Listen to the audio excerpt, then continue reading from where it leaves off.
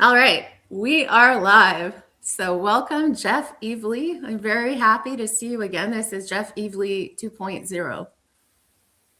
Why 2.0? Because I had you on once. So, and now you have Oh, the big beard.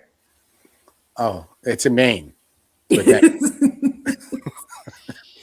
Yeah, I put in a request to for the shave. So I feel it has a jihadi vibe. Denied. No, it's a Like, war beard. We grow beards when we go to war too. Well, I didn't because I was on it's base like, wouldn't you in. be too hot?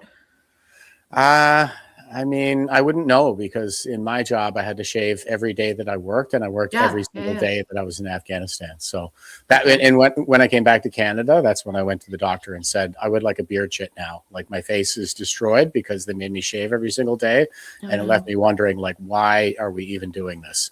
If and the argument has always been about like gas masks and forming a proper seal with the gas Oh, mask. okay. But I get it I for don't. pilots. Yeah, and sailors because of the firefighting stuff. Your firefighting gear isn't going to make a proper seal and stuff like that. So I can see that. But when you're talking about gas masks, like there's a state of readiness. We use what they call a MOP system, and I was like, if I ever go above MOP 0 in my entire career, where I actually have to carry my gas mask, I will gladly shave. Like you go get your gas mask and you shave while you're getting it, and then that's MOP 1. But this idea that I had to do it every single day that I was in Afghanistan when there wasn't any NBCD threat in Afghanistan, it's pretty clearly just kind of a relic of, Procedural. Yeah. yeah, yeah. Yeah. So how have you been? You've been busy. I've been extremely busy. I'm organizing an event in Ottawa for the 5th of May called May Day Kids in Crisis. The goal is to end childhood transition in Canada. And we have a parliamentary press gallery at 10:30 in the morning. And then we're doing a protest on the Hill, a rally at 1 p.m. And then 6 p.m., we're doing town hall, which is going to be at Bikers Church. I'm announcing that tonight, something like that, because we had kept the location secret until now, but we would like to open it up so we can let more people in. And I think the I don't want to jinx it, but just delaying the release of the location, I think, mitigates whatever threat of disruptors we were looking at. For the most part, it's probably enough at this stage. So we're going to publicize the venue. It's the Bikers Church down in Vanier, and That's for it's really six great. the 6 p.m. The 6 p.m. Town hall, and we got a great lineup of speakers there too. Do you So have press lined up? I'm unable to attend and I'm disappointed, but do you have people covering it? yeah, we do, and in fact, we even have Rare Foundation's going to be doing a documentary on the day. So they have Oh, amazing. a team of cameramen that are going to follow us around from start to finish. So I'm pretty excited. I'm pretty excited to be getting it off the ground. I am a friend of Rare. I've published investigative reports for Rare. Oh, really? Yeah, like long reports. Like yeah, like ones that took each one took about a week. One took actually closer to a week and a half Yeah. of like writing and researching, like 12 to 14 hours a day, and travel and coverage. So yeah, Yeah. I'm a friend, and they are not afraid to tell the truth. Amy Mack is like instrumental in the shining a light on Sharia in the U.S. and Right. the Sharia caucus is, I'd say, her doing. The you mean it like the label Sharia caucus? Yeah, they're a group who are trying to ban Sharia, and she's very strong on that issue. So you're in good hands with Rare. Good. Yeah, I believe I am, and I know Vlad T. He's done Yeah, a he's tour. great. He's awesome. Yeah, and I think the first interview I ever really did was with Vlad, and it was Really? while I was, yeah, it was while I was still banned from Ottawa after the convoy. Um, Okay. Yeah, and we did it from the Gatineau side of the river with the Parliament in the background. Yeah, really good interview. When did that end? Your When ban? was I after my convoy trial? So that would have been August of 2024. I was allowed back. Okay. I can't So I'm. remember when I met you, like what, because we've met in real life, but I don't remember when.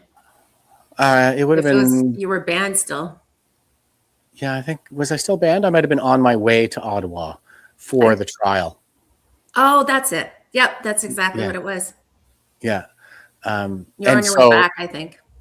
it was this crazy situation where I couldn't fly to Ottawa because I would have had to have landed in Ottawa, and I was banned from Ottawa, so I couldn't land in Ottawa. So I drove to Ottawa to go to my trial in Ottawa, so I would not go to jail in Ottawa. It's just beyond.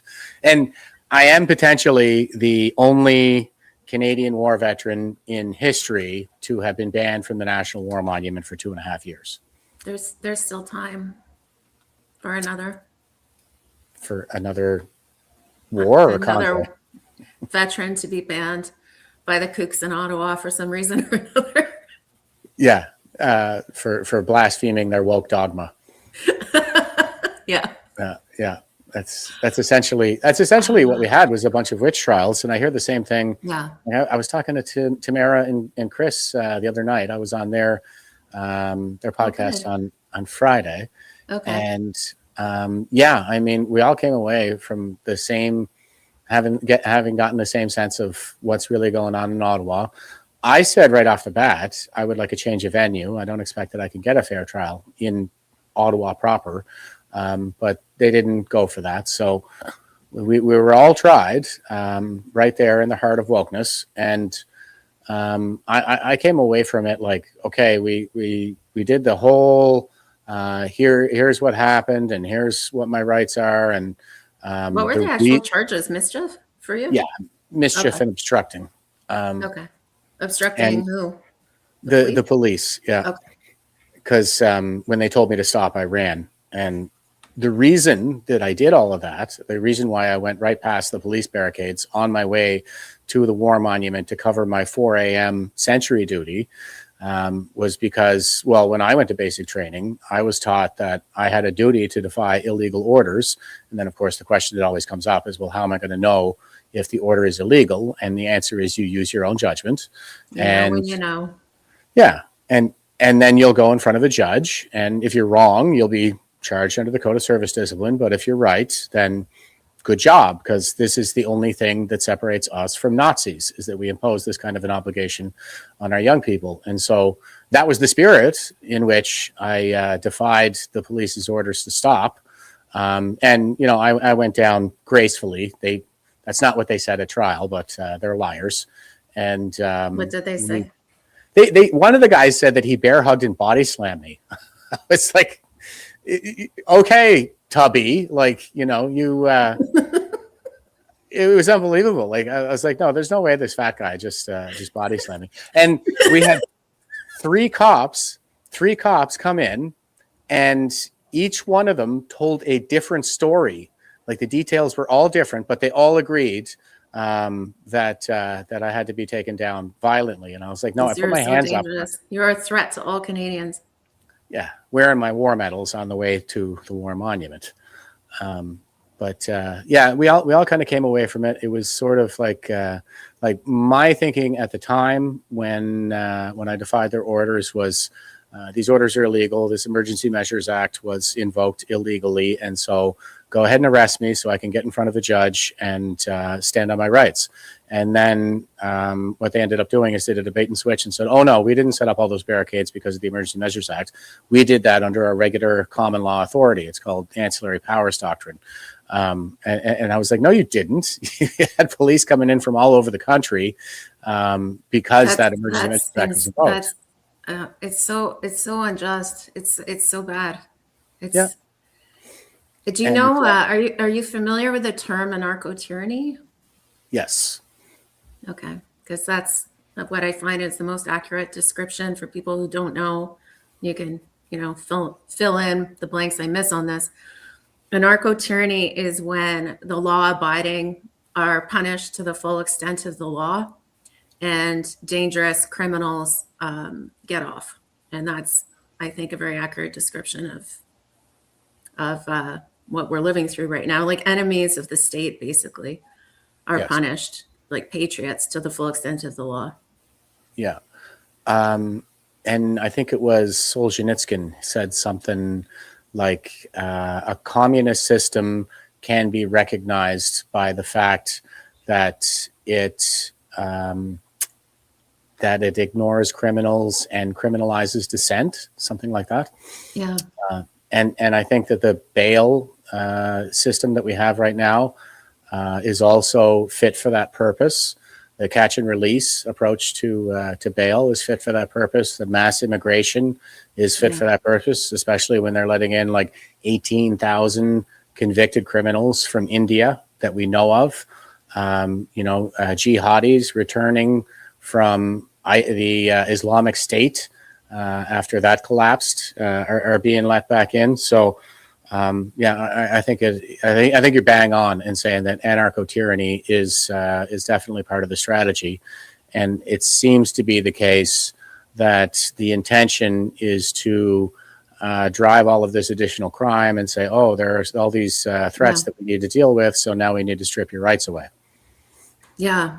Yeah, because I was arrested as well. I was arrested for journalism a year ago, and it was very violent. I was violently assaulted prior to actually being placed under arrest, which I don't think is legal, but we'll see. We'll see what happens.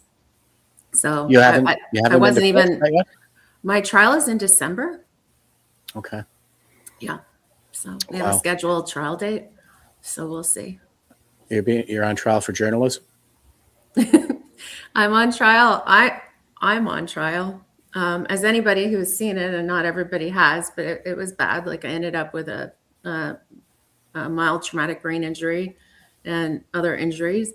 I was charged with assaulting the police officer who did that to me, and with obstruction, which is their catch-all for literally everybody. They just always throw that in, obstruction, even though I was following all of the directives.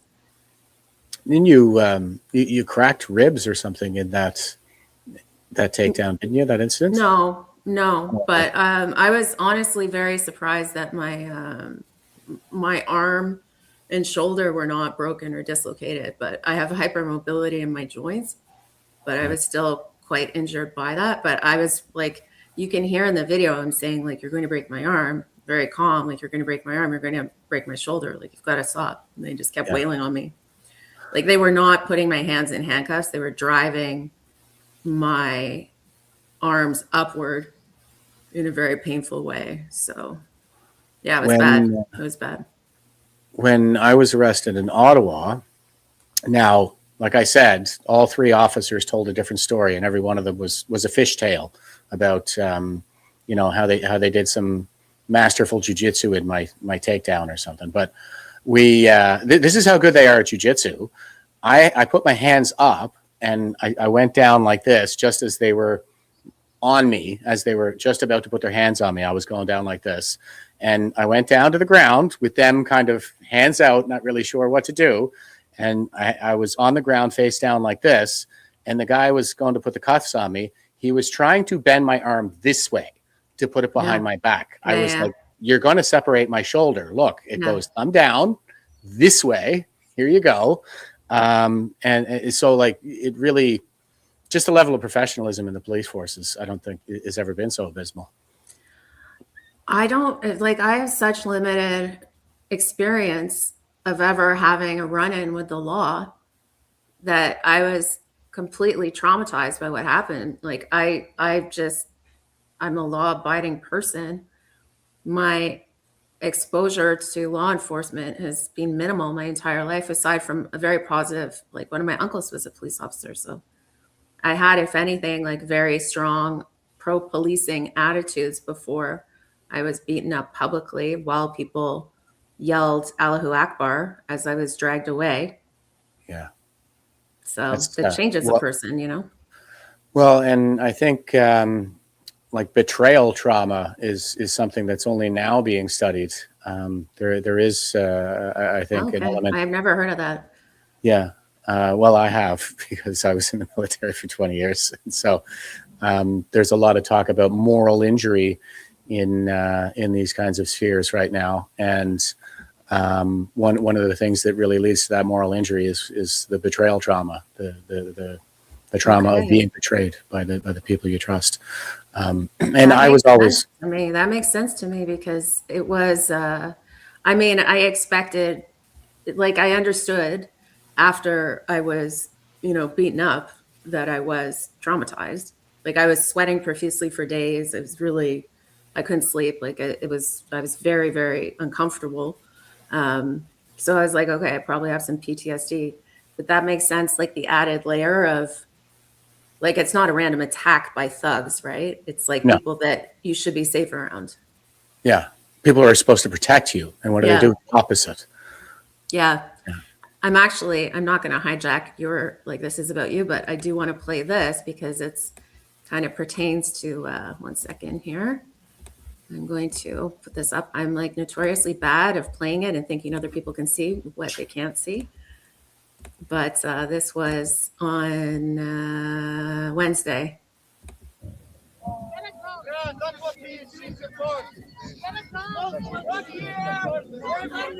can't film them.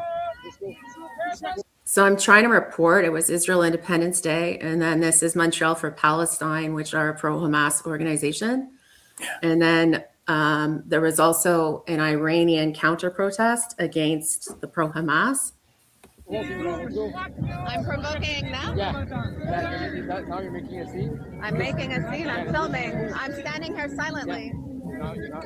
First of all, it's a sidewalk you have to walk. Pardon? It's a sidewalk you have to walk. I don't know. Can you hear it? He's saying something about it's a sidewalk after all? He said you're provoking them and it's a sidewalk you have to walk. I have to walk on a sidewalk? Go on the other side. If you want to film them, just go on the other side. I'm media. I'm trying to report on what's happening on both sides. I'm not part of either protest. Well, just go on the other side. So there was that, and then I'll look for the other video, but I was threatened with arrest if I kept doing my job. Ultimately was threatened with arrest. And so obviously, okay, here's a 1 second. It's easy to find, actually. This was the second video.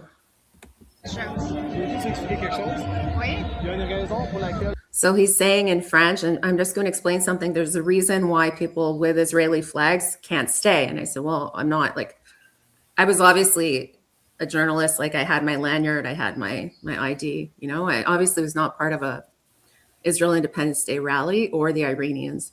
Then he told me to put my phone down, which I don't have to do. No. I said, I'm filming, I'm reporting.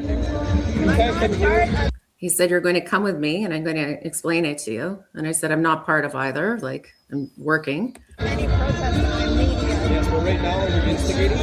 He said, you're instigating. Right now, you're instigating. Silent, yeah, it's on me. Then he's saying, where's your journalist card? So I showed it to him, and then he was like, no, I can't see it. Where is it? Even though he could definitely see it. Well, right now, you're instigating. I don't know what video you're from. I'm standing silently. How could I be instigating when I'm... He said, you're going in their faces and you're filming them. I was standing literally silently. Like, I wasn't moving. They're all approaching me. It's all on film, but anyway. Literally standing You're silently. Causing animosity. It's all... You're causing animosity. This is Officer Nashed. On film. So I am not approaching anybody. We're going to come across the street for now and we'll keep doing this less noise. Okay. Standing silently doing my job is not causing animosity. You're not doing your job. That's the difference. Yeah. 100%. But well, that's it. Like, it's basically like, do I want to be arrested again? So no, the answer is no, I don't. But it's like, I can't, they won't let me do my job, you know?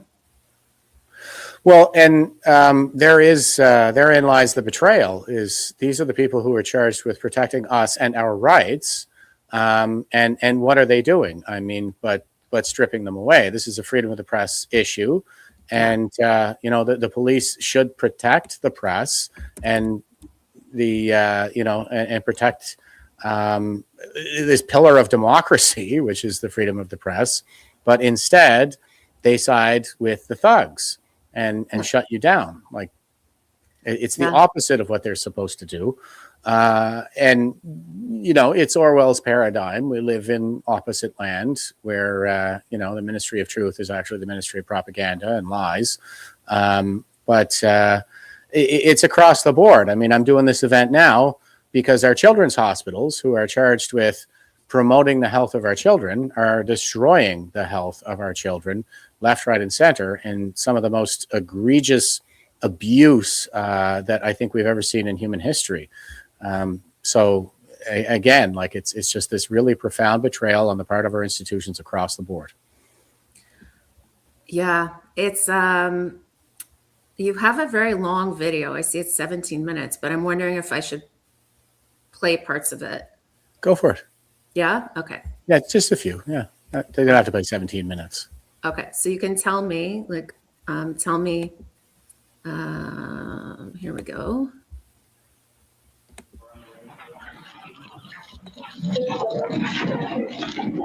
So why don't you set it up for people? Do you want me to go back to the very beginning, or? No, you can actually skip ahead, and there's gold pretty much all the way through, so it doesn't really matter a whole lot.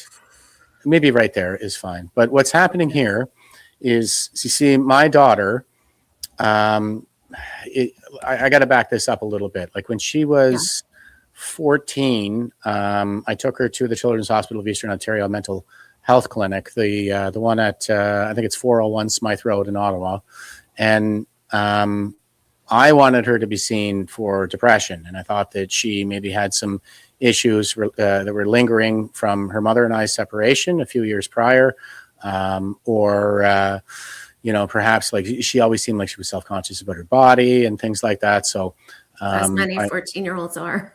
Of course. And so I took her to the adolescent mental health clinic to help her manage some of that. And they referred her to the gender clinic without my knowledge. So the game that she was playing, I went in for the first couple of appointments to help with the assessment and stuff like that. And then she said, okay, I want my privacy and I just kind of want to handle this myself. And I was like, yeah, sure. I respect your autonomy and so on and so forth. So I'll just go for a coffee. I'll drive you and I'll go. How long ago was this? Just so people have an idea of the timeline, because I think people are a lot more aware now of what's going on. This would have been about 2017, I think. Okay. About 2016, maybe. Like 10 years ago. Yeah. 10 years ago. Yeah. So a lot of people weren't aware of the full extent of what was happening yet. No. And I was kind of ahead of the curve on this. I was sort of down the cultural Marxism rabbit hole in the early and mid 2000s. And I came to become familiar with the kind of burgeoning trans movement. And I can remember I was also in a lot of these like atheist spaces, the new atheist movement and stuff like that. And I can remember people showing up around 2010, 2011 to some of these atheist conferences in California and lecturing everybody about how they're supposed to behave toward trans people. And very prominent YouTubers were like, I've never even met a trans person. What are these people talking about? And I was like, ooh, you guys don't know what's coming. This is going to be bad. So I was that vigilant about this already. And but the extent of it was just beyond. So I, after about 3 appointments of her attending on her own and me just grabbing a coffee, I said, okay, I'm going to come in for a follow-up. And she's like, why? And I said, well, I just want to check with your doctors and make sure like there's no red flags or anything. And she's just, well, they're not going to tell you what we're talking about. And I was like, yeah, I know, but I should at least show my face in there in case there's any concerns that they want to raise with me.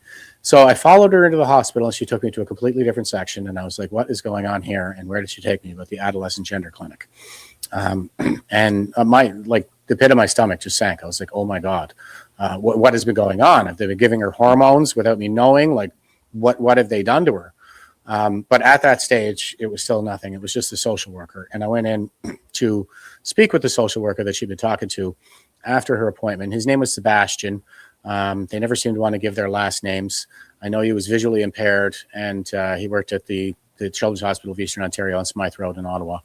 And, it was just a stonewall. Like they, almost like, "What are you bothering me for?" And I was like, "Well, where is this going? What is the issue?" And so I would ask about these referrals, because he's just a social worker. He can't give her any drugs, but he's about to refer her to Dr. Stephen Fetter, the psychiatrist there. And that's when things really start to kick in. Like if the psychiatrist signs off on it, then you're going to the endocrinologist next. So it was an absolute nightmare. Eventually we stopped going to these appointments. I was fully aware of things like Child Protective Services getting involved in situations like this.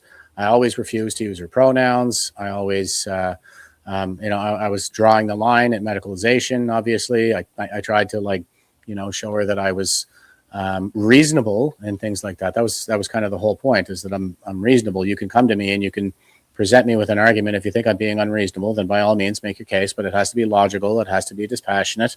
That was the hard boundary that I always had with the kids, but this was the boundary that you needed to push on.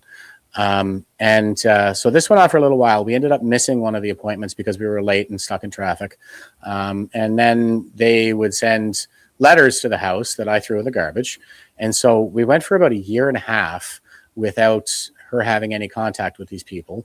And she needed braces. So I went to Iraq, and I was a single dad, by the way. I was a single dad for the last 10 years of my career, my military career.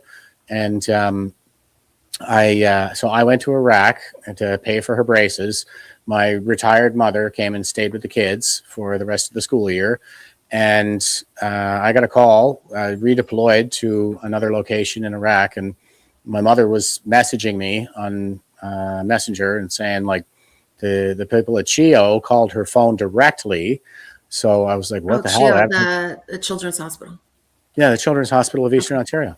Okay. And I called her, and my mother's crying, and she's, when I got to location, I could get to a phone, my mother's crying, and she's like, I just knew she was going to do something like this while I was here. And I was like, it's not even her. It's these monsters at the hospital who won't leave her alone. And what happened was, soon after I deployed, she celebrated her 16th birthday. So that's the legal age of consent. Now they start calling her phone directly, even though they hadn't seen her in over a year. Telling her to come on in for her sex change because she doesn't need daddy's permission anymore now that she's 16. So I had to take leave from Iraq to come and deal with that. And it was basically like I was sneaking out of country, because it's not like I could tell the chain of command that I had an issue at home. As soon as if you have a problem, then you become the problem in the eyes of the chain of command. So I had to kind of keep it all hush hush and go and deal with this. And I went to the appointment with Dr. Stephen Fetter. He was jubilant. He couldn't wait to start giving her the puberty blockers. He thought that I was going to be as excited as he was about. These are very evil people. Yeah, it was sick. And he said everything that you guys have heard about, we're just going to hit the pause button on the puberty, and, so that they don't continue to develop. And you're going to arrest my daughter's development. That's what you're saying. And he was like, well, we take them off them and then they just continue to develop. And I was like, how do you know that? It was just like, well, isn't it obvious? And I was like, no, it's not. How do you know that? And he was talking about like trans this and gender dysphoria that. And I was like, look, are we talking about a psychiatric condition known as gender dysphoria? Or are you saying that my daughter actually is a male in a female body? And he's like, well, it's the latter. And I was, well, I want a second opinion on that. So when you ask for a second opinion from CHEO, you will get a referral to CHEO for your second opinion. And the video that you're showing right now is actually the second opinion. I obviously regret not having recorded the first appointment, but I guess it just didn't occur to me, I'm afraid. And well, we're not always acting as though everything needs to be used as evidence. But I at know. this point, I guess people need to. Like, it's Always be recording. So this was in 2019. This was, I came back in April, I think, to deal with this. So this would have been about April 2019. okay. Tell me when to pause and stuff, okay? Sure. Dr. Fetter communicate? Like, how was it left with Dr. Fetter? Nothing. I mean, I didn't really get anything. Do you have questions for me or things you want to ask to help this process? What process? Like, I'm wondering if there's kind of things I can try to answer for you that would help, or if there's anything you want to know that I can. Well, I mean, I had a conversation with Dr. Fetter where, basically I said, because he took me in and he kind of started offering the hormone therapy right off the bat. Okay. And they were talking about puberty blockers and maybe it wouldn't be testosterone for a while and stuff like this. And I said, what I said to him was that I would like to know how it is that he was able to determine that she was in fact trans, and it kind of turned into this more epistemological kind of discussion where I asked him to define what trans was. First of all, I said, well, and I mean, I understand. I just want to point out that, you see, we're talking about the appointment that I just had with Dr. Fetter, and this is the second opinion. Dr. Fetter offered hormone therapy on the first appointment, the very first time that he ever met my daughter. He was already pushing the puberty blockers. But go ahead, continue. It's nuts. And that, there's sort of a cultural, political rally around the issue right now and all this, and I'm not. Do you talk about gender dysphoria? Yeah, he talks about gender dysphoria, and he said, it's kind of been renamed. It was a gender identity disorder. And I'm aware of all this, and I'm aware of the fact that the DSM-5 changed the name. I'm not aware of why they did that. I think it may have been due to some more like cultural and political pressures, more so than anything. And Dr. Fetter tried to explain it. He said, well, once upon a time, homophilia was a thing in the DSM, and now we call it homosexuality. Those two things are not really in the same category. Like to say that I prefer the company of men, I mean, that's just a preference when you boil the right down. And he seemed to react like, well, no, it's not a choice. It's not. I know it's not a choice. Like preferences are not choices. I didn't choose to prefer pizza over Brussels sprouts. I happen to prefer pizza. And it's fine. Like there's no harm in having a sexual preference. But when you're talking about the trans issue, you're making some like existential claims. I'm just kind of, I'm trying to work all this out, and I've never been able to find like the scientific evidence for what it is that we're talking about. This is a natural phenomenon that exists in the world. I'm like, well, how do we know that? And information on that. Well, when I think about how we know it is there's a population of people who did it. So we have entire support societies out there for victims of alien abduction. That doesn't mean that alien abduction is a real thing, but that doesn't mean that I have to accept that it would be logical for me to accept this claim of alien abduction. So I think like that's what I see is problematic there. But please go on if you have anything else. I mean, I don't have a lot because generally it's more just the understanding that teenagers in particular, like it's a time of a lot of change, sure, as you probably remember from being a teen. Yeah, absolutely. But it's also like a really formative time of identity development. Yeah.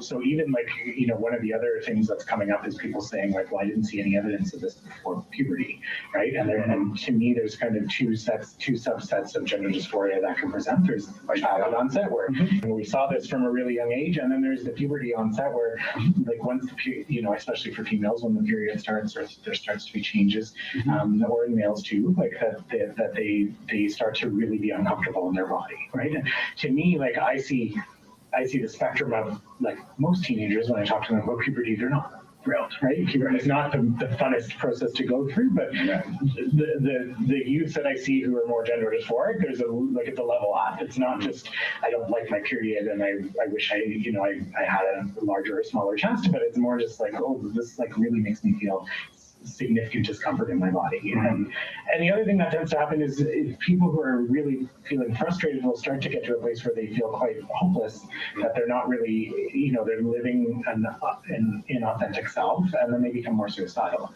So I mean, that is something that there's pretty clear research evidence of that, but like whether they're sexuality questioning or gender questioning, there's a much higher rate of attempted suicide or completed suicide. And when we support people to live authentically, those rates go down. So if we're just looking at livelihood, I mean, people tend to do better when they're supported as to where they identify. That's one thing. I'm happy to. I'm sorry. I was just going to say that, like, this is just based on my research. I don't have anybody to answer these questions. I'm not an expert, but my understanding is that, like, Johns Hopkins University doesn't do the transition surgery anymore because they found that there was no difference in the suicide rates between pre-op and post-op transsexuals. Was that with adults or with kids? That was with adults. Yeah. Are you familiar with that? Or, I mean, I would like to see this is a pretty serious. It is, yes, it is. And what I'm generally working on is the guidelines that have been set out through the World, Association of Transgender Health, which I agree. Like, I mean, the big question is certainty. How can I be certain, right? And I'd say, I can never be certain. More along the lines of trying to explore a journey of interventions that lead to improvement or less improvement, right? And so, I mean, people oftentimes will ask, well, what if I change my mind, right? And generally, teens don't ask that, but parents ask that all the time. And I've had a couple of teens who changed their mind. And when we went back and reviewed their situation and said, is there anything you would have wanted done differently? They said no. And then I've had some teens where so usually it's going from sort of the most reversible intervention to the most irreversible intervention. No one is going to offer surgery to someone who hasn't been on hormone treatment, because that would be negligent to kind of offer that. And reckless. So, but there's definitely, like you say, a social, political, we have research to support that when people are supported in their journey, they do better, right? So there are lots of trans folk out there who are living quietly, who are either been thrown out of their homes, have been, assaulted. Lots of different stuff can happen to people in that community, and they land in worse off positions. We're living in shelters, like there's a much higher rate of sex trade, all that type of stuff. I'm just going to pause it for a second, because how can there even be a comparison between a child that's kicked out of the house and a loving home where none of this incredibly damaging medical route is pursued? Like, obviously, a child that's made homeless by their own parents is not going to do very well in life. Like, that's very obvious. But it's all these false equivalencies and this frou-frou, this like nonsense frou-frou. Yeah, absolutely. Frou-frou is an excellent way to put it, because there's no there. It's all smoke and mirrors. And he starts talking about this. And actually, the next thing I say, I'm going to spoil it for your audience here, but the next thing I say to him is, there's no danger of that in this case. Like, my child is not going to be homeless. Yeah, it's crazy. It's like treating all parents as though they're abusers.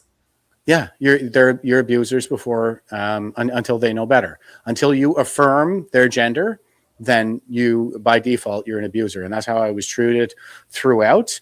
And stay tuned for more. This one, as I say in the post here, this was the single most cordial, friendly conversation that I had with any of these people. And what comes next when you start getting into it, it's a gradual escalation from one to the next to the next. And when you hear the way these people speak to me and the way that I'm treated and dismissed in these appointments, it'll infuriate you. It'll absolutely shock you. And I'm pretty sure I know this guy's name, but I'm not sure. That's why I'm not saying it.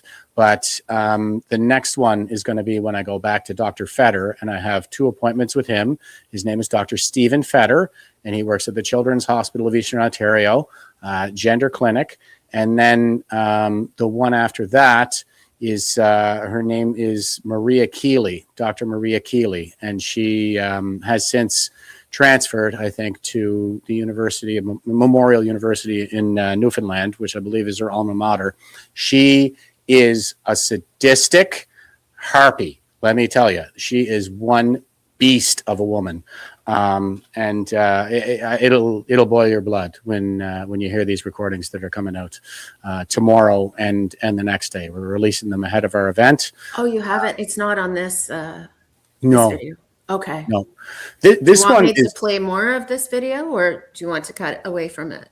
no. We can let people find it on my X Okay. profile if you want. That's fine. Okay. We don't have to play too much of it. But in this same video. It's very frustrating to me to listen to someone who doesn't know your child kind of condescend to you in this sing-songy voice when he's talking about putting your daughter on a path,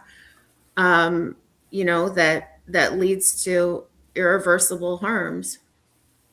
Well, and like I said, like that guy was actually the most reasonable, most cordial person I dealt with throughout the entire process. So I didn't even go dig up his name, really. I'm not sure what it is. I did do a little digging, but I'm not sure what it is, so I didn't release it. But the next two, we are sure, and they're absolute monsters. This guy was actually kind of entertaining in a way to just demonstrate how oblivious some of these people are, because there's one point in that same recording where he says, well, we're talking about the definition of boy. We're talking about like how I had this conversation with my daughter and she's telling me that she's a boy in here. And I said, well, what does that mean? And she said, well, I feel like a boy in here. And I said, well, how do you know what it feels like to be a boy? You've never been a boy before. And she says, yes, I am in here. What's in here? What is a boy? And she would say, in here, it's a thing that you feel. And I was like, no, that's not a clear definition, and it's circular reasoning. And this is what I would do with my kids: is I would try to teach them logic, throughout the course of our interactions like this, because it's a constant negotiation with teenagers.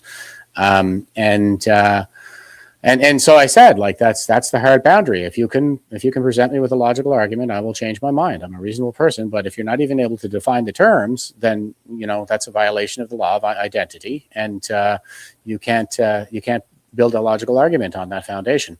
And then, so I'm describing. I didn't go all the way, but I was starting to describe this conversation with the doctor in that recording, the psychiatrist, and he was like, well, how would you define boy? When I said, it's an immature human male. And he was like, okay. Okay.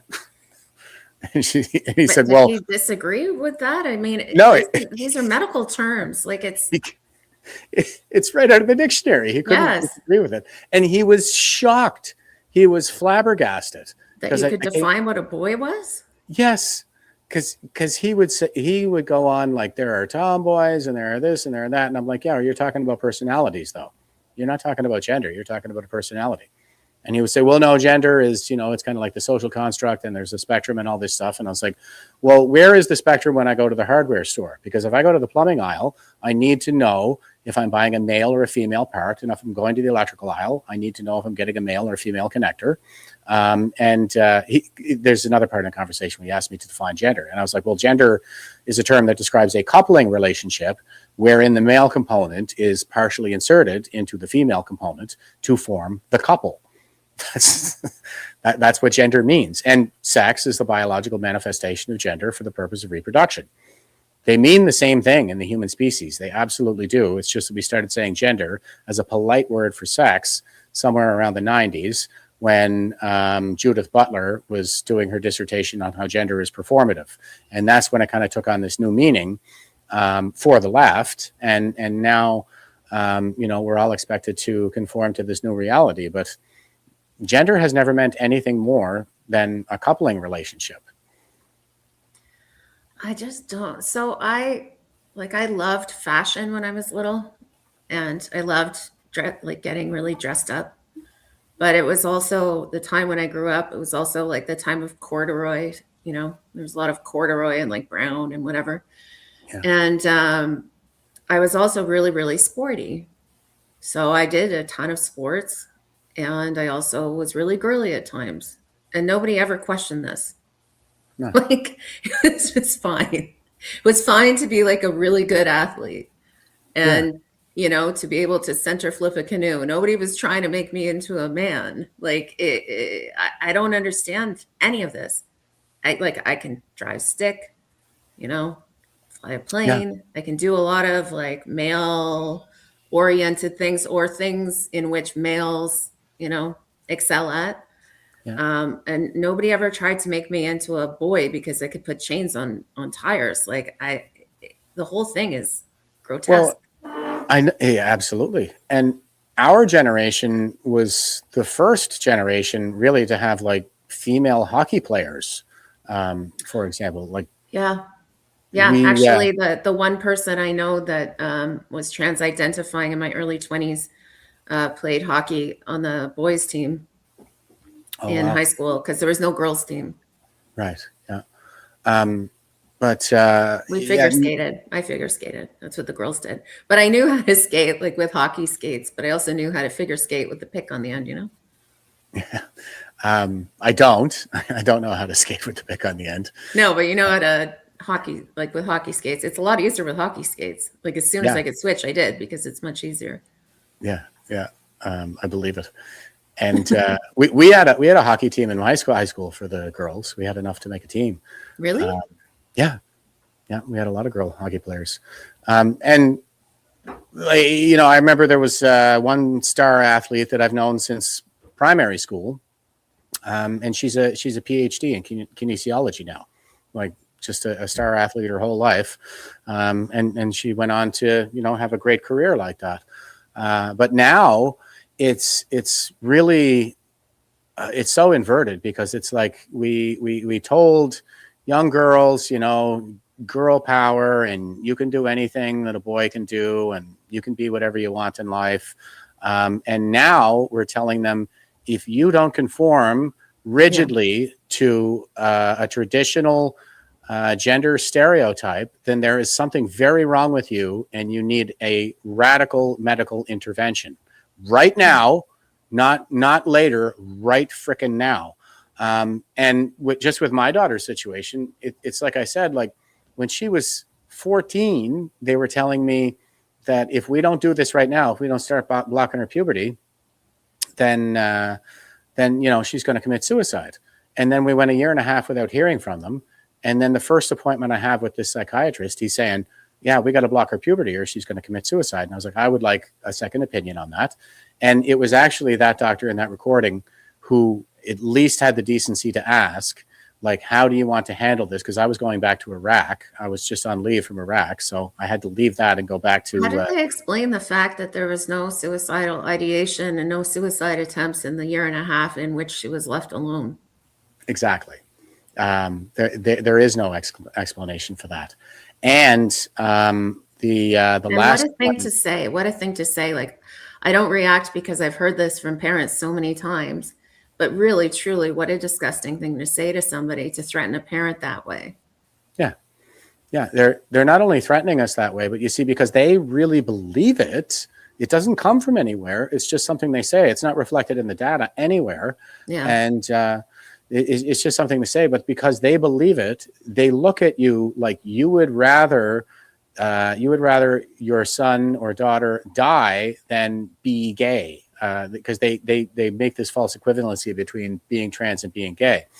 But as I discussed, like even in that video you were just showing, I was like, well, yeah, we took homophilia out of the DSM because we were intervening medically, and the outcomes for people with whom we intervene medically turned out to be way worse than just letting them live a gay lifestyle. So and why leaving don't we them alone? Yeah. leave them alone? Exactly. Now we leave gays alone. Why don't we just leave what you were calling trans kids alone? And he's talking about adolescent onset dysphoria, like it's puberty. That's what they're describing. It's puberty. Yeah. And I'll pile on to the point that you just made. Like, how do they explain that she didn't commit suicide in the year and a half that they didn't have contact with her? Well, after they started engaging in now, first of all, that doctor that I was just talking to had the courtesy to ask me, how do you want us to deal with this situation while you're in Iraq? And I said, I want to be here for appointments. So I would like, I don't want you guys having any contact with her while I'm gone. And he agreed to that. And they didn't, surprisingly. And then when I get back, it's like, oh, now, she's going to commit suicide like tomorrow if we don't do this now. And I was like, well, she's fine. This has been going on for a few years now, and she's been fine. And they're saying like she's a cutter and all this stuff. And I was like, no, she's not. And they said, they're like, what do you mean she's not? And I was like, I've never seen any evidence of what you guys are talking about. But Like, I even understand. then, I know somebody who was, and she stopped eventually. It wasn't good, but like a lot of this is happening to kids who have other issues that need to be dealt with during adolescence, and their hormones are, raging, and they don't have enough life experience or tools yet to cope with whatever's upsetting them.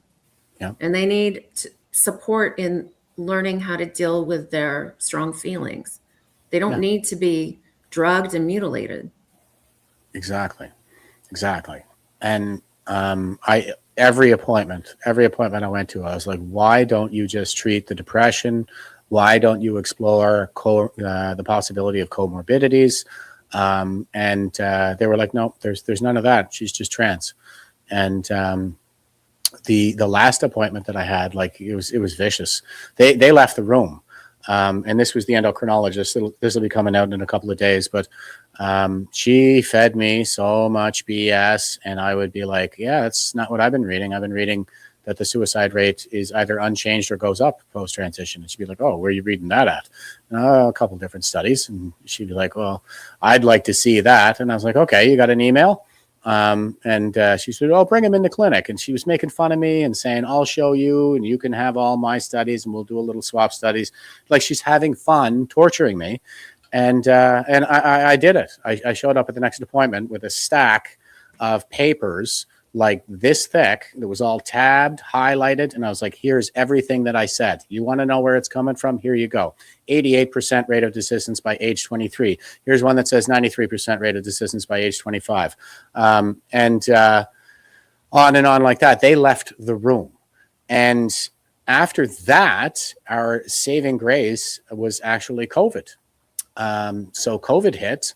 And now all of a sudden, all of these teenagers who are going to commit suicide like tomorrow, if we don't start blocking their puberty and putting them on cross-sex hormones, they just shut it all down. So they were gaslighting me to tell me that this is necessary to save her life. This is life-saving surgery.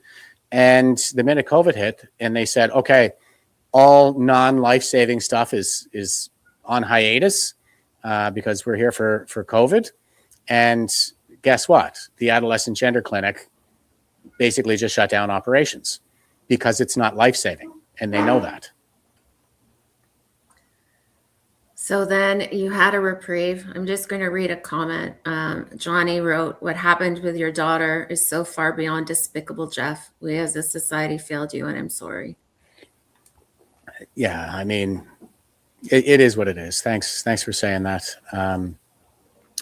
I guess we all have a role to play, but I don't blame you personally. I blame the people in charge. This goes all the way to the top. And Mia Hughes is one of our speakers at the May Day event, and she can tell you, yeah, she's awesome. She's great. I watched this discussion she had with this hulking ogre, and she's just so, calm and feminine, and the juxtaposition between the two of them was quite something to behold. Yeah. And this male, I'm told, has been involved in a lot that I didn't realize at the time when I saw their debate, but it's I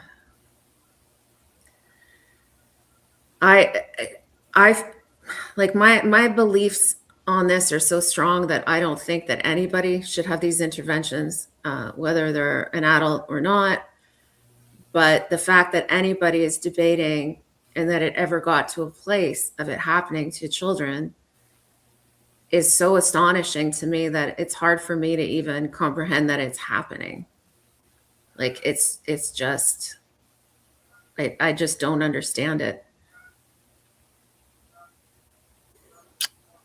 I mean, it's ideological, so there's not much to understand. It's incoherent, and they're not operating on the logical framework anymore. Like they're operating on an ideological framework. So in their Marxist worldview, like it makes sense. They think that they're emancipating the oppressed, that these people, are being liberated by them. But I'm sure I don't have to tell you that it's overwhelmingly kids.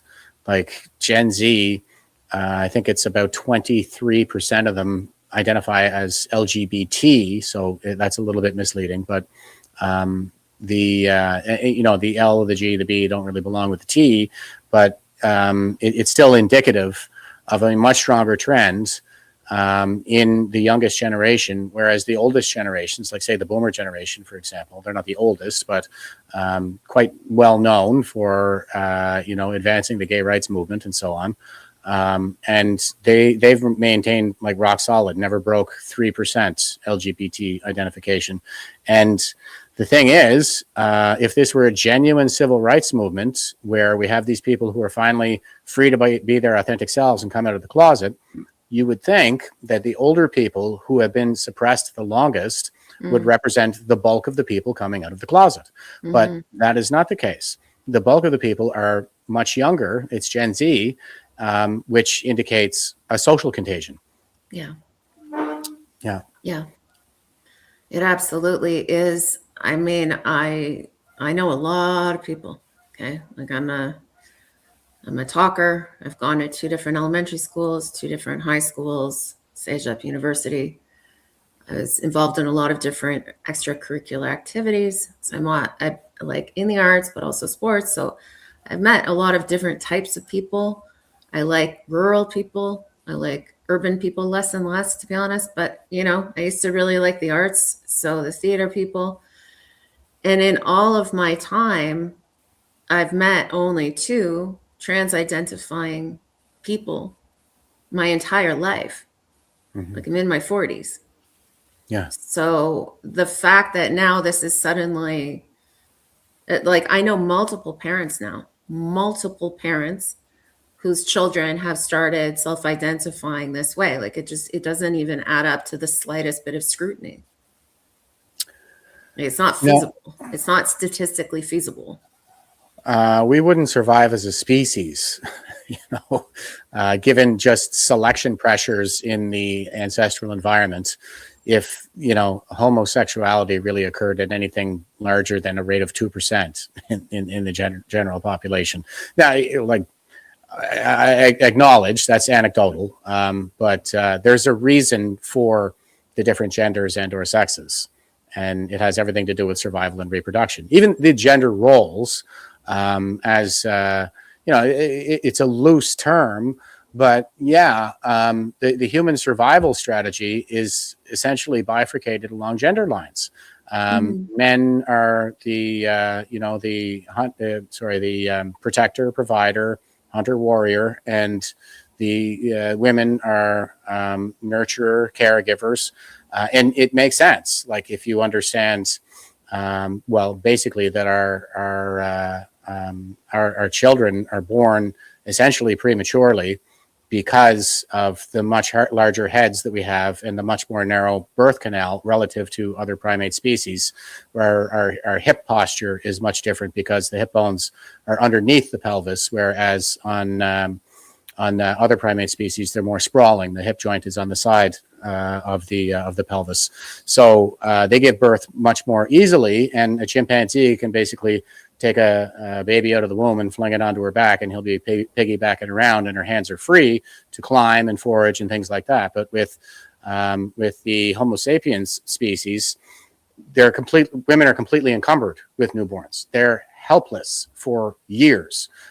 because they're born, sort of prematurely with the smaller brains in order to survive the more narrow birth canal.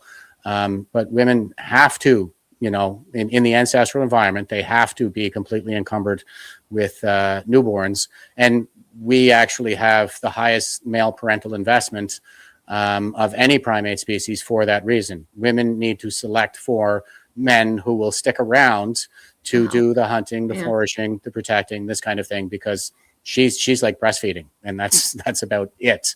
When you have a brand new newborn come on the scene. So it's the best for young kids. If there are young kids that are watching, go out and have babies. Yeah. There's nothing more beautiful than becoming a parent. And you get a second childhood out of the deal. It's actually a pretty good deal. I got to go to all the best water parks, the amusement parks and the playground and stuff like that. And men tend to get interested. We're not really interested in newborns so much. Like, women tend to be really interested in newborns. It's like you could take a newborn into a room full of women and they will pass it around like it's a bong. Oh, that new baby smell, taking a hit. I love babies. I always want to be the one that's holding a baby at a get together. I'm a baby hog. And men, it doesn't come as naturally to men. We feel like we're going to break them, but once they get a little bigger, like, I've known some dads that were like really good at putting babies to sleep when they were fussy. It's just like really solid, nurturing vibe where the kid just feels like very calm and just can go to sleep, Absolutely. I'm speaking in broad terms. But I think men like doing things with kids, though. They like when they start to crawl and they're running around, and it's just like constantly managing the situation to keeping the toddler from catastrophic injury, just chasing around.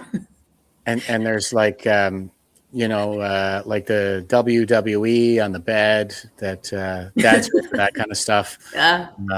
The body slamming babies on the bed and stuff like that. And they love it. Like they, that baby giggle. Yeah. I saw a dad jump off a 2 meter diving board with his toddler. And he was a hockey player. He's a very athletic guy. But the wife was like, "What is?" Like, she's yelling. He jumped. I was like, "Ew, how's this gonna end?" And he just before the end, the baby up, so the baby softly went in really softly, and it was fine. But no mom's ever doing anything like that with it. Never. We're never doing that. Yeah, and you see, it's the gender roles are complementary and interdependent. I think so. And we see it certainly in my age group anyway. I don't know with young people, maybe it's not as obvious. But if there's a get together with couples with mixed, there's always at some point a separation and nobody's enforcing it. It naturally happens where the men are talking and the women are talking, and it's very nice. I like that sense of camaraderie. And I think the men like to be with the men as well, Mm-hmm. And that's okay. But it's also okay for people who don't fit into that. It doesn't mean that they need to be drugged and, have their organs chopped off. Oh my God. How we ever there's got a place for you that doesn't involve becoming a lifelong medical experiment. Yeah. I promise there's a place for every person. There's a place for every person. And they do dramatically shorten their lifespans when they do that. And with cancers and heart disease as well. It's not just the rest, right? Sorry, I'm getting upset. It upsets me. All of it upsets me. And the suicide. Scott Nugent is our keynote speaker. I had wondered, because Scott is a detransitioner. Or what's Scott's story? Scott is a trans man living with transition regret. Now Scott is actually a lesbian. Her name is Kelly. And she actually had a couple of kids and was in a lesbian relationship and decided to transition at the age of 42. Scott is now 53. 42. Yeah. Yeah, at Oh, 42. And they did the okay. phalloplasty where they used the graft from the flesh of the arm. So, Oh no. Okay. yeah, so he wears the sleeve most of the time, but actually showed the arm during What is a Woman when he was talking to Matt Walsh. Oh, that's how I know this person. That's how. Okay. Yeah, Okay. That's how I know, I guess. I couldn't figure out how, if it was like maybe Jordan Peterson or. no, it was What is a Woman. Children are Canada's greatest treasure, the heartbeat of the nation. Their innocence, their health, and their future deserves protection. But across Canada, harmful gender ideology is putting vulnerable youth in danger through indoctrination, medicalization, and irreversible harm. We're demanding the repeal of Bills C4 and C16, the Oh my restoration gosh, yes. of parental rights, and a return to truth-driven, evidence-based care that puts children first. Canada, you have fallen behind the world in facing the tragedy of medically transitioning children. I've lived it, and for 8 years, I've been trying to fight to stop it. Join me, trans man Scott Nugent, and leading educators on May 5th at 1 p.m. on Parliament Hill in Ottawa. Stand up, Canada. Stand up for truth. Stand up for our children. Stand up to stop childhood medical transition. Oy. And what a powerful advocate against childhood medical transition.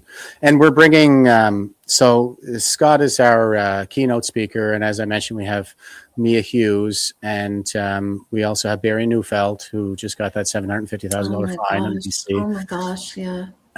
But we have Kelly Lynn Piri, who is the founder of the D-Trans Alliance Canada, and Faith Brolou.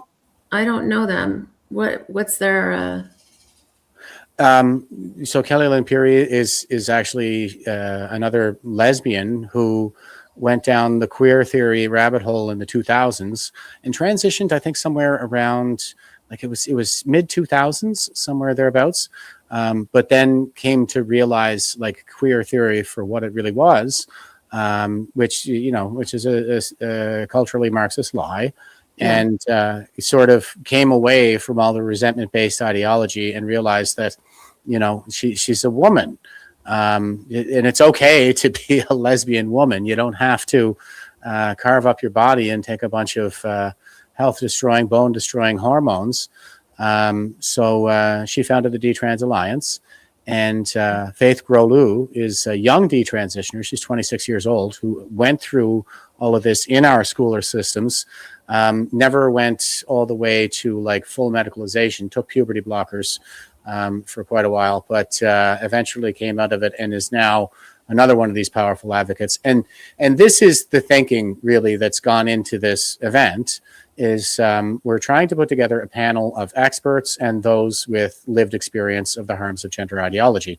So my own experience is that my daughter went through this, and I had the whole nightmare experience with the Children's Hospital of Eastern Ontario, so I'll be talking about that.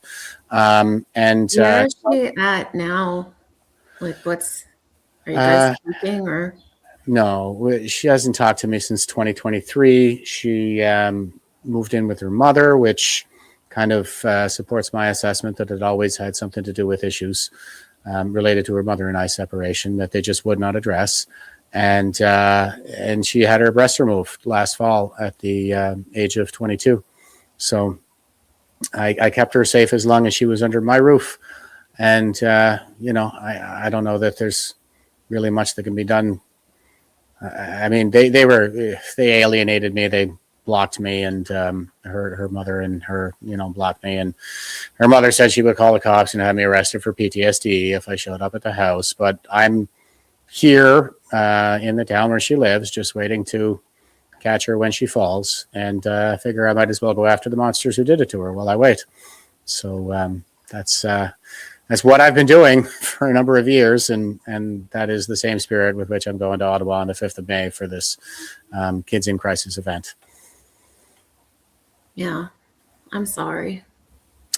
Yeah, as you know, I've been dealing with it for quite a while. So, and, it doesn't make it easier. It just is something that you get used to. Yeah, I'm afraid so. And I'm the guy who told the troops in my military career that the best therapy is just working hard to solve your own problems. So, I'm not going to, I haven't been one to sit around this entire time since I was medically released in 2021. When the government has bothered me, I get up and I go out and I do something about it. I do something about the things that are bothering me. And this is one of the things that bother me. This is the thing that bothers me the most, is what we're doing to kids in this country. It's the sickest thing to ever happen in Canada, and it needs to stop. Yes, there is. I think it's been it's exhausting for people. But one thing I wanted to focus on a bit is, because it makes me happy, is the fact that you won your case. Oh yeah, I haven't even taken any You feel time like to that was celebrate. so long ago, right?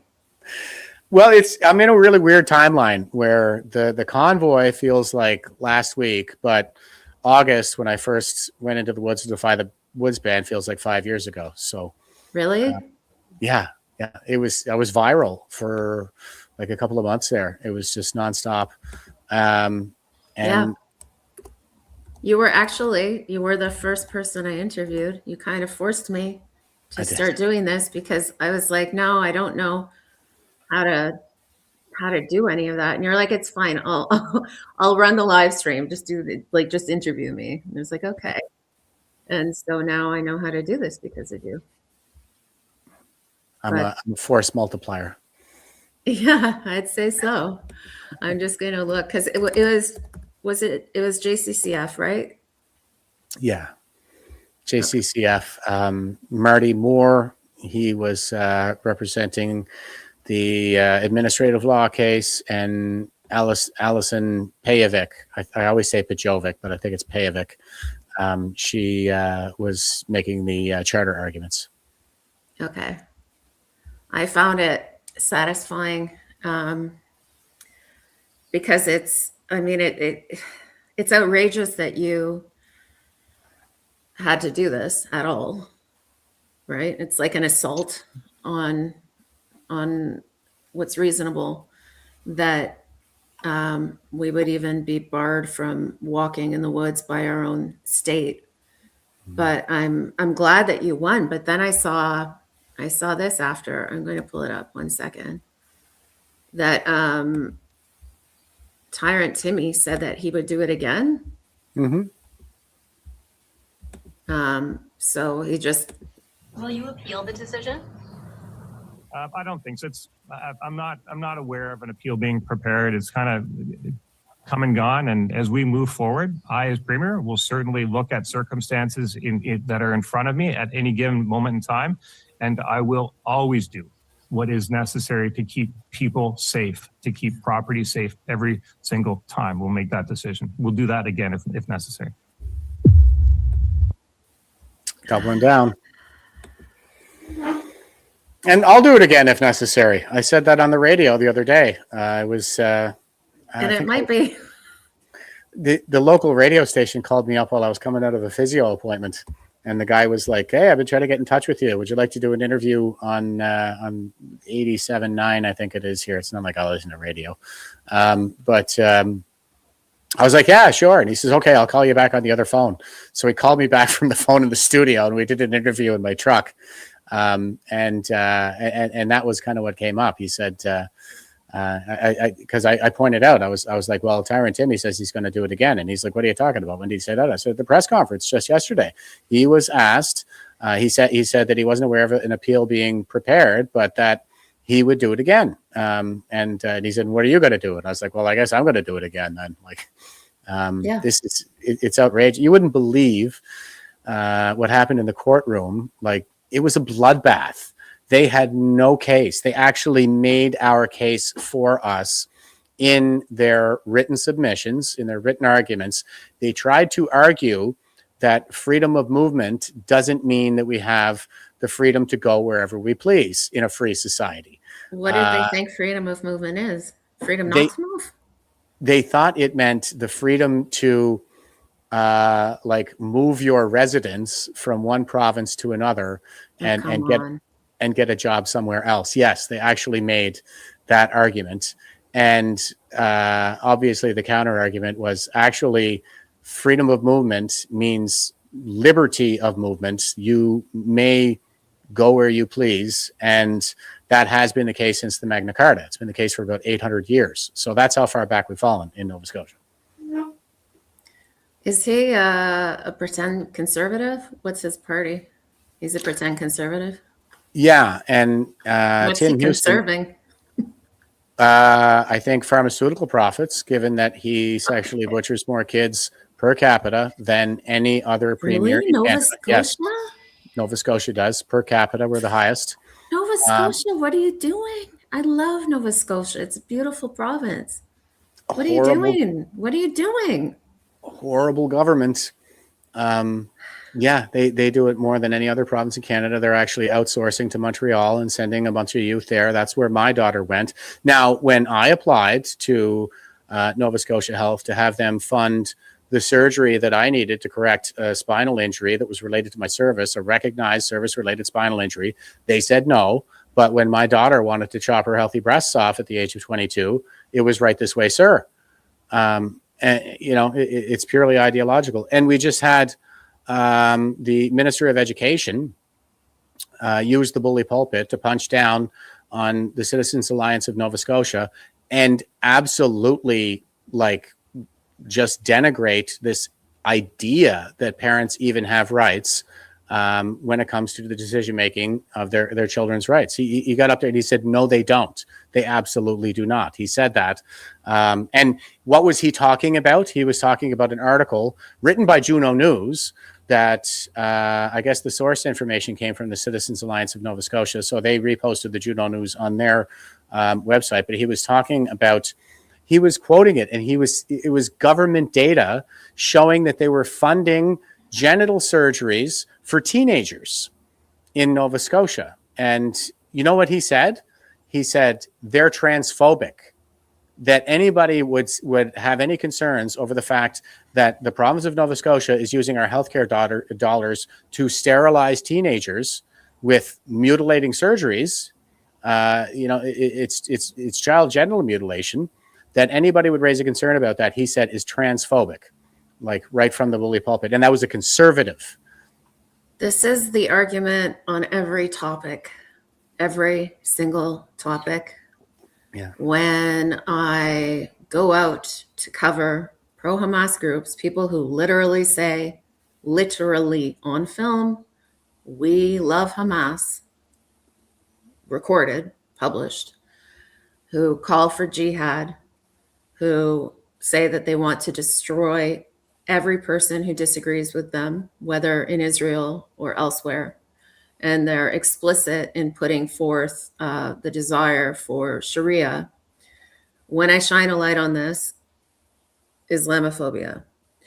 Yeah. When I complain about the trucking industry being taken over by predominantly, like a third of it, by Punjabis who are bringing in people who've probably never driven a tuk-tuk, let alone a car, let alone a tractor trailer. When I complain about the fact that they're slaughtering Canadians and sometimes dying themselves on the roads, you're racist. Mm-hmm. When I complain about children being medicalized and turned into Frankenstein experiments by the pharmaceutical industry and the kooks that support it, it's transphobia. When I complained about people being locked in their homes and kept from seeing dying relatives and being compelled to cover 2/3 of their face and take an experimental, very flawed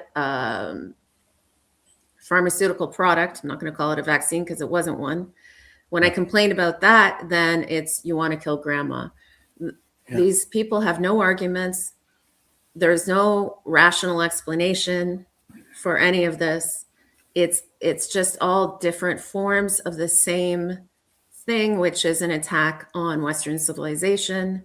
Yep. And destroying our society in so many different ways that people become weary and they no longer even know where to put their energy. That's Just like Yuri Bezmenov said, in the late stages of ideological subversion, we would be unable to draw sensible conclusions in our own defense. And it is psychological warfare. What you're describing is, well, it's Marxism, and it's Marxist dialectical materialism, which is based on Hegel's dialectic.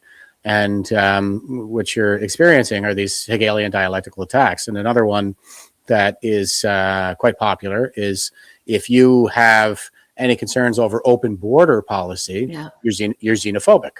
So they just hurl these names at you as a means of essentially cudgeling you. yeah, It's practically Orwellian, because there's this kind of emotional conditioning that takes place in the process where people start to self-censor. They're like, we can't point these problems out anymore. it works on most people. Yeah, It works on most people. I'm just like, I learned a very long time ago, I think when I was a teenager, basically, I accepted that I am completely willing to be called mean names by bad people. And I just don't care. I really just don't care. I don't know if I'm missing a chip in my brain or something that other people have. I just don't care. That's the way I'm made. I care deeply about what my loved ones think. And I don't care at all what manipulators think at all. And they can exhaust themselves with it. But unfortunately, it works on the average Canadian. And then they shut up. Yeah, and it is hard not to take it personally too. Like, I know, geez, I spent 20 years, I'm like my whole adult life, serving this country and put my life on the line in places like Afghanistan and Iraq in the name of freedom and Canadian values. And then, for people who go around saying, we stand on guard for thee, and unless we forget, as we will not let that sacrifice go to waste. It's heartbreaking. It's just heartbreaking to see how easy it was to turn them all against us. At the same time, it's like you can't take it personally either. Like, there are external forces at play. There's an internal, like an internal coup that's taking place, and there's also a global coup that's taking place. So there are massive, like, social and political forces at play. It's a war, and if you take it personally, then you're just not going to last. Yeah, I have to say though, it does get it gets debilitating at times. That's why I'm happy that you won your case. Those like small victories give me energy. Who are you calling small? No, it's just like it's very important. It's an important victory, but I guess it feels like a drop in the bucket of the problems that we're fighting. But every drop, will fill the bucket eventually. I think this was, at the same time, I thought it's like, this has got to be a slam dunk. When they were coming down with it, I was like, yeah, I'm going to go defy this ban. Like, it's got to be a slam dunk. But you never know now. You never know. I know. I still had so much doubt in the lead up to the trial. I was looking at it like, well, like it's cut and dry to my mind. And we have a public interest case with the Canadian Constitution Foundation. We have a private interest case. What does that mean? Oh, so with the judicial review in light of the charter, you can submit it to the courts either in your private interest or in the public interest. And basically, if it's in the public interest, like, you have to be a civil liberties organization. Because I tried this when the first Woods ban was in 2023. Yeah. Okay. And they were like, so you're not can't be an individual? Well, and I tried to stand on my rights as an individual, and they said there was no money involved, so you're not harmed. Get out of here. And I even made the case. I was like, but I'm a veteran, and I've given a lot to this country in the name of these rights. This is a terribly morally injurious practice that you guys are engaged in. They're like, no, hurt feelings are not good enough. And it's like, my rights aren't good enough. Okay, so that's why I did it the way I did this time, because I was like, the judge told me, had I gotten fined, I would have had private interest standing. So I was like, you're not getting away from me this time, you slippery bastards. So Good for you. You're very persistent. you You're have to. very determined. I like that. Thanks. You're welcome. I want to put something up. It's a bit of a departure from our conversation. Is that okay? It's like with the Humboldt guys. I'm on open book. Okay, because it was on Friday, a judge gave kind of Hail Mary to Jaskarat Singh Sidhu, who is the driver, most Canadians would know about this, who had dozens of safety violations leading up to the catastrophic crash. I don't call it an accident because I don't perceive it as being an accident when someone is so negligent. And he didn't even hit the brakes before he went into the intersection.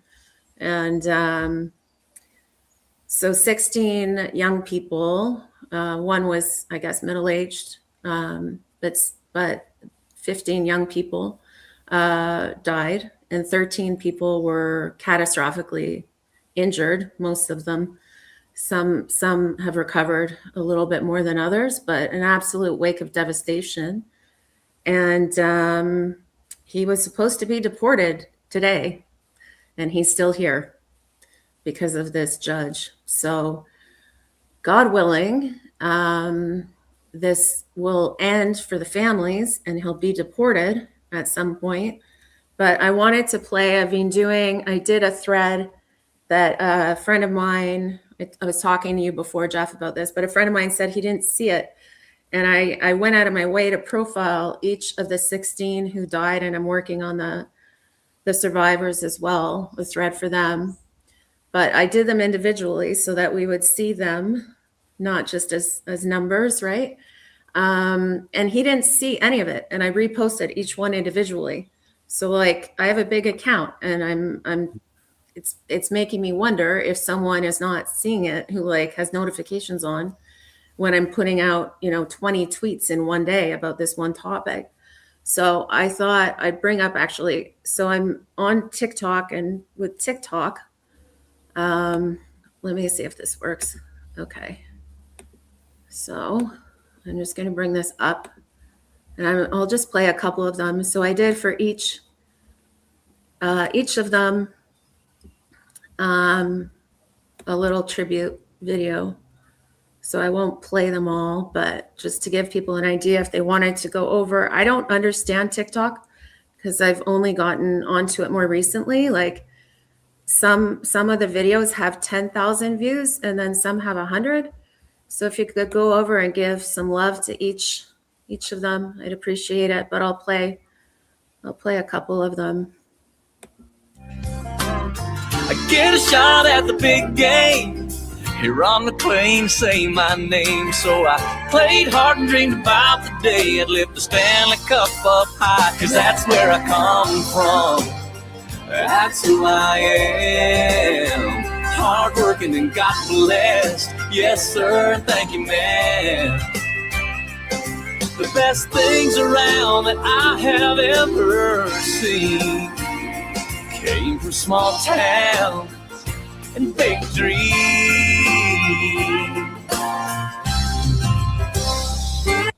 So that was Jackson was his name, the young man. And this was the captain, I believe. And get laid in the ground. And if you're gonna jump, it'll be with a game. Real fast and tough is the only clear lane to the big league.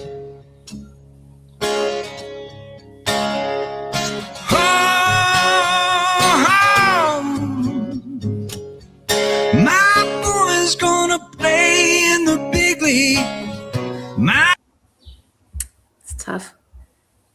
And here's another. I know the gravel road will always lead me home, somewhere that you didn't stop, points me to where you are. I know the gravel road will always lead me home, somewhere that you didn't stop, points me to where you are. Red dirt, white church, blue collar, still running through my veins. I was born small town deep. It's just it's tough. This was a athletic therapist, and her sister commented. So people are seeing them, which is good, but it's so sad. I breathe in, I breathe out. Got friends to call who let me talk about what ain't working, what's still hurting. So yeah, if people could go and read their stories, I would appreciate it. The sister was commenting on that last one, huh? Yeah. Yeah. Yeah, I'd be, happy to talk to any of the families if they want to. I haven't reached out because I don't know how much I will amplify any of the families or loved ones' voices in a heartbeat, but I don't know how much they want to take up that mantle. It's devastating, and then it's just this endless bullshit, excuse my language, with this situation with the driver that should never have happened, where it's just appeal after appeal. And I'm not a family member, but I would imagine this is re-traumatizing to have this coming up in the news constantly. And now people writing these syrupy stories about him as though he's the victim in this. And a lot of people, and maybe some of the families themselves might not have known initially, a lot of people don't understand that this is a systemic problem and he's a symptom of a problem that we need to fix, which is a lot of corruption in the trucking industry. And it kind of parallels what's going on with the corporate, the prioritization of corporate welfare towards, places like Tim Hortons to bring in foreign workers when there are Canadians who can do the jobs. The same thing is happening in trucking, but instead of getting a bad meal and like a fly in your sandwich, you're getting a team full of hockey players massacred on the road. And you're getting moms there's a case that was in court, I think 2 weeks ago, of a mom in Quebec and an 11-year-old that I profiled. And it's just endless. There are certain areas where it's much worse, where there's a lot more trucking traffic, and people are afraid to speak out about it because they don't want to be called a bigot. But they need to understand that we're dealing with, I had a conversation with a topic specialist on this. I'm going to edit it and put it up. But we're dealing with companies that sometimes are not even located in Canada, that are basically human trafficking impoverished, rural individuals who usually are illiterate to come here and drive trucks. They might never have even driven a bicycle, and they're put behind a tractor trailer. And so it fills me with a righteous fury to see that people who've lost their children now have to see these pieces coming out, and they see MPs writing, was John Manley and somebody else writing oh, he deserves, he's served his time. He served 4 years. He served 4 effing years. 4 years. 16 dead people. Lots of the young people filled with promise, not just hockey players. They're multi-talented, as many high-performing athletes are, pillars of their community, volunteering. One of them was the statistics guy. He'd gone to the Special Olympics. He was a high-functioning young person with Asperger's, and he was volunteering in 3 or 4 different organizations in his town. It's just, anyway, I don't want to rant, but I just want people to understand that we're going to have more victims if people put this toxic empathy into supporting the corruption, which is facilitating these accidents. We all understand accidents, but these are it's people you're putting behind the wheels that sometimes have their feet up on the dash, and they're looking at literally games. One was looking at a game on his phone. He was playing a strategy game online.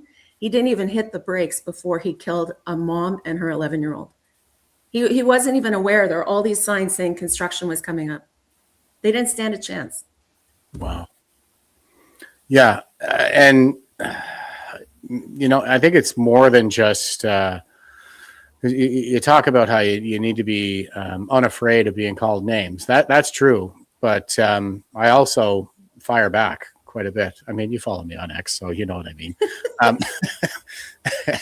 And I think we need to engage in some name calling ourselves. Like they're going to accuse us of being racist, and I don't know what you accuse somebody of being when they promote.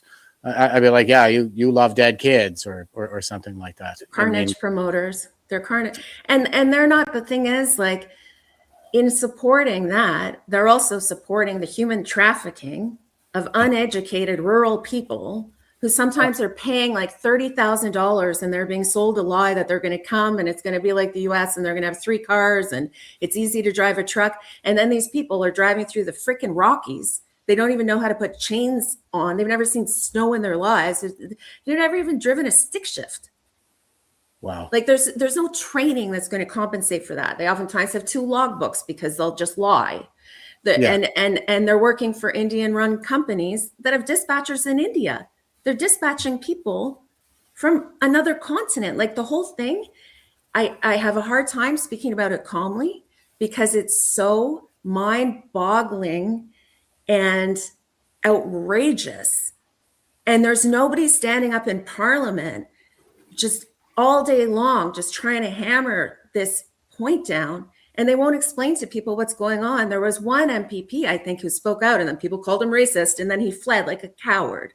I'm sorry, but people need advocates. The victims need advocates who aren't afraid to stand up to these people who are pathologically evil and who are just making money. And they know by calling you a racist, it'll stop you from interfering in their evil scheme. They're sociopaths. They're sociopaths. Yes, we should call them that.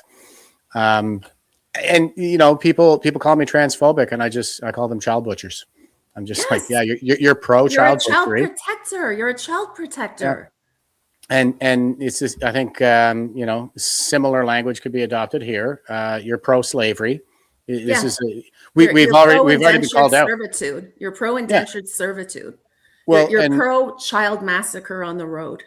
I think not that the UN is in any position to tell us how to live, but I'm pretty sure that they published a report there not too long ago. And lefties care what the UN thinks, and they're calling us out for modern slavery, especially because for the temporary foreign workers, or the TFW program. They're like it's leading to a form of modern slavery, especially when it comes to like what's going on in the farms and a couple of other key areas like that. But when you start raising issues around the immigrant population, the overwhelming immigrant population that's been imported in the last several years, and people start calling you racist, I'd just be like, you're pro-slavery. You think it's okay to enslave these brown people just because they're brown? What are you, racist?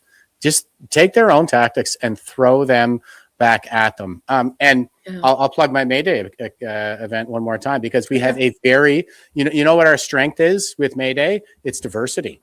Diversity is our strength because we've got everybody from the straight white cis heteropatriarch to the the trans man to the detransitioned lesbian, and diversity is going to be our strength. And I'm adopting their language and saying, those with lived experience of the harms of gender ideology. So do they call them transphobic too? They can call us whatever. Call. No, but I'm curious. Like, do they call like detransitioners transphobic too, or is it just? They treat detransitioners worse than anybody. They're the apostates of the of the gender cult. I'm not sure if they call them transphobic or not. I'd be curious. It's a very hard sell even for the communists. But that's okay. Go ahead and call us transphobes while I'm standing there with a trans man, because every time you guys jump the shark, every time you open your mouths like that, more people seeing how ridiculous you really are going to wake up. So you can call the trans man the transphobic if you want. I want you to, because people who are watching are going to say there's something going on here. There's something really wrong with these people, and take a closer look. Are any MPs going to meet with you? I didn't invite any. I Okay. did submit. I didn't want to politicize it in any way, shape, or form. I resigned from the People's Party several weeks ago for that reason as well. And also, like, the party is just, it's lost, and I don't want that neo-Nazi stink all over me. I gave it my best effort to try to highlight the issues and actually push back on them. It's been very frustrating to watch a party that has, like, where the domestic policies are the best of any platforms, but the foreign policies, in my opinion, are not strong. And there's a contingent of just deranged people that are terrible ambassadors for the party. Yeah. And some of them, run as MPs for the party. So yeah, like Alex Cargill is basically the popular face of the PPC. And he tried to run me out of the party in early 2025, and I destroyed him in a debate. And, Max made him a candidate after that. So it's like he's being rewarded for his abusive degeneracy. He called me, said I had dual loyalties with Israel. It's just ridiculous. They're so, like, the Jew derangement syndrome is not only real, but I think that PPC has like a problem with mass formation Jew derangement syndrome at this point. And like I had lots of supporters in the PPC as well, but that's pretty much, I'd say, every party now except the CPC, maybe. Yeah, but that is a consequence of, I think, them being on the left. And I have been going around saying that the PPC is a right-wing party because when I read the platform, I'm like, that's a right-wing platform. But then I see all these lefties running around that have imported all the collectivism, the totalitarianism, the identitarianism, even the Marxism, even though they don't realize it, they're Marxist. And, because it's just another Marxist paradigm where the bourgeoisie are the Jews and the proletariat is the white man. I covered this last weekend. I covered an Iranian, sorry to cut you off, but it just made me think of this, an Iranian anti-Islamic regime demonstration. So these are people that are very right-wing, okay? They're very conservative, traditional Canadian patriots, but they have family members back in Iran who are fighting against the regime. They have loved ones who have been murdered.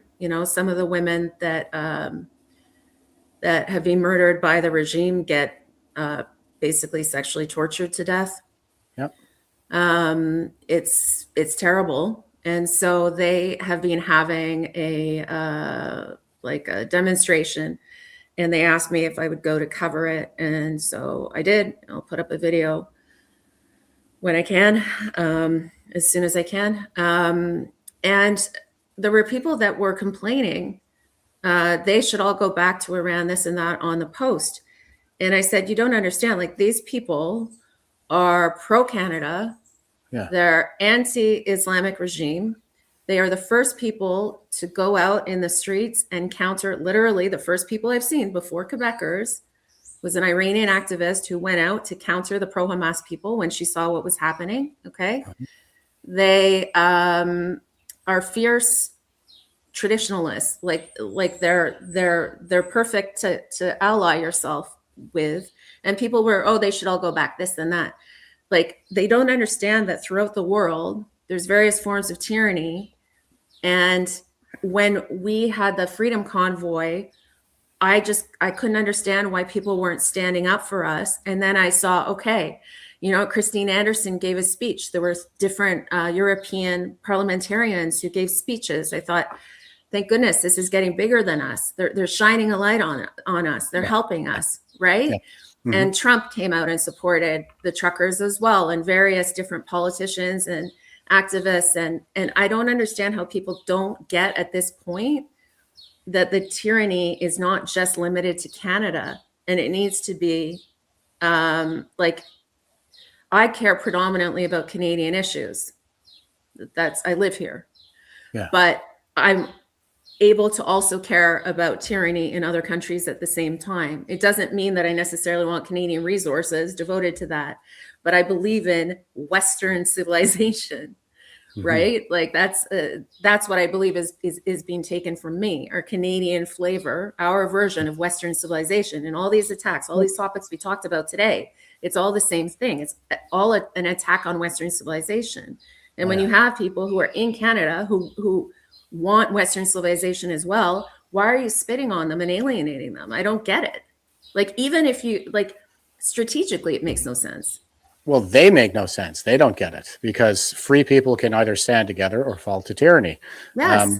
That's always been the way. It's been a bloody uphill slog from the ancestral environment to where we are right now against our own tyranny. We're naturally tyrannical. It That's takes what a lot Magna of... Carta was, which you mentioned earlier. Yes. That is the history of Western civilization too, is the one that leads the way to a brighter future. And we're always struggling with this kind of self-emancipation. This, we're always kind of struggling with the totalitarian impulse, and we're always kind of saying, it's just, it's so infuriating to be going through this right now, where there's all this stuff about historical injustices. And I'm like, okay, so you're going to remedy historical abuses of power in Western civilization by abusing your power in the here and now? That's what you're going to do. You're going to discriminate against white people, like the historical injustices thing. So you're going to abuse your power in the here and now to remedy these historical abuses of power. Look, free people can either stand together or fall to tyranny. I just want to reiterate that we need allies. We need allies in the Muslim world. We need allies in the Middle East. We need allies. Take what it is. I'll take the 10%. Yes, it is like that with Islam. I think even some of the really good moderates out there would agree that sort of the problem that we have with Islam right now is it is what we would consider to be an extremist ideology by default. Yeah, it is the reformers. Hasn't had a reformation. Yeah. No, and the reformers are the radicals within Islam. Yeah. So we're allied with the radicals, really, the people who want to reform the faith and advance a more peaceful message. So, but it is what it is. Like, this is just the hand that we were dealt for our moment in history. And, the aim here is to play a good hand. Like, we need to hold the ground that's been won for us by our ancestors and hopefully move the ball forward. Obviously, the ball's moved back a little bit we've lost a few yards in the last several years, but this 10 years has been a real ringer. Yeah. I have some comments for you. Got about 4 more to go. Look into Dragonfly. I don't know what that is. Who ships for Amazon? Oh, and the fact that Melanie Jolie's brother owns it and it uses them. I will look into that. I don't know about that. I will look into that. Thank you. Who ships it? I guess they're subcontractors, what I'm understanding, for Amazon. Yeah, Dragonfly. I know who they are, but they're shady. Well, he said the fact that Melanie Jolie's brother owns Dragonfly, so I don't know what if he's the owner, if he's CEO or whatever, and it uses almost exclusively foreign workers, so that's interesting. Yeah. And then Robin said, when you can't count on the Bloc Québécois to stand up for Quebec, we're for schnizzled. Robin, I have to say, there's a lot going on in Quebec right now, actually, with I think the sovereigntists look like they're going to get for sure a minority, but they might win a majority government. And oddly enough, the leader, Paul Saint-Pierre Plamondon, was like a right-wing sovereigntist. But the press is trying to undermine him by calling him like Trumpist, and also like he's like Poilievre, but he's actually been speaking out about the Muslim Brotherhood and things like this. And so that's kind of interesting. And then Johnny wrote horseshoe theory, far right and left intersect. That's what you were talking about a bit, Jeff, I guess, with the PPC. No, the horseshoe theory. I don't buy it. I think that's kind of a ruse. The horseshoe theory, just for anybody who doesn't know, they say like once you get out to the political extremes, the spectrum itself bends like a horseshoe, so that the political extremes kind of meet around the tyrannical. I don't know. So I just always find that they're more leftist because I know PPC, like some people got involved in the PPC because they did come from the left and they were upset during the COVID regime, but they were really only like liberty oriented with that one topic. Yeah. And on everything else, they're left wing. Yeah. So that's what I saw happening, but that could be wrong. I think you're right. I think a lot of people were left politically homeless during COVID. And so they're finding the PPC, the only party that was against the mandates. And they're dragging their Marxist baggage with them. But for the political spectrum, first of all, a spectrum, it follows the x-axis on a Cartesian graph, which is a straight line. It doesn't bend because it is straight. So any line that bends is not a spectrum. It's because people use the French. It dates back to the time of the French Revolution. Right. With the right side and the left side, and the right side was the monarchists, the traditionalists, and the left side were the revolutionaries. And people still use that framework a lot, I think, in their minds.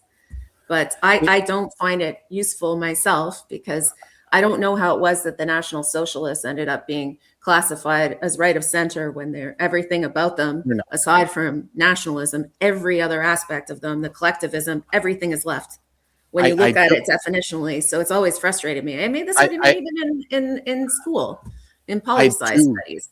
Sorry, I do know. Again. Yeah, it's okay. I do know how that happened, actually. It was progressives in academia in the late 50s, early 60s started to realize just how close their own progressivism was with Nazism.